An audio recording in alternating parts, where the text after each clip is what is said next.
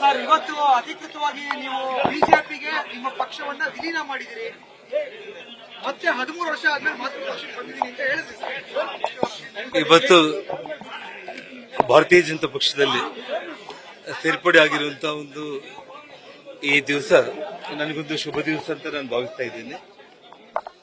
ಒಂದು ಮಗು ತಾಯಿ ಮಡಿಲಿಗೆ ಎಲ್ಲೋ ಕಳೆದೋಗ್ಬಿಟ್ಟು ತಾಯಿ ಮಡಿಲಿಗೆ ಸೇರ್ಕೊಂಡ ನಂತರ ಆ ಕಳೆದೋಗಿರೋ ಮಗುಗೆ ತಾಯಿ ಸಿಕ್ಕಿದಾಗ ಎಷ್ಟು ಖುಷಿ ಆಗುತ್ತೇನೋ, ಆ ತಾಯಿ ಮಡಿಲಿಗೆ ಸೇರಿದಾಗ ಆ ಮಗುಗೆ ಎಷ್ಟು ಸುಭದ್ರವಾಗಿದ್ದೀನಿ ಅಂತ ಹೇಳಿ ಭಾವಿಸ್ತಾರೋ, ಇವತ್ತು ಭಾರತೀಯ ಜನತಾ ಪಕ್ಷಕ್ಕೆ ಮರಳಿ ಬಂದಿರುವಂತದ್ದು ತಾಯಿ ಮಡಿಲಲ್ಲಿ ಇರುವಂತ ಮಗುವಾಗಿರುವಷ್ಟು ಧೈರ್ಯ, ಸಂತೋಷ ನನಗೆ ಇವತ್ತಾಗಿದೆ. ಸರ್, ಇವಾಗ ಕಲ್ಯಾಣ ಕರ್ನಾಟಕ ಭಾಗದಲ್ಲಿ ಈ ಬಾರಿ ಲೋಕಸಭಾ ಚುನಾವಣೆಯಲ್ಲಿ ಬಿಜೆಪಿಗೆ ಹೇಗೆ ಸರ್ ಈಗ ತಮ್ಮ ಶಕ್ತಿ?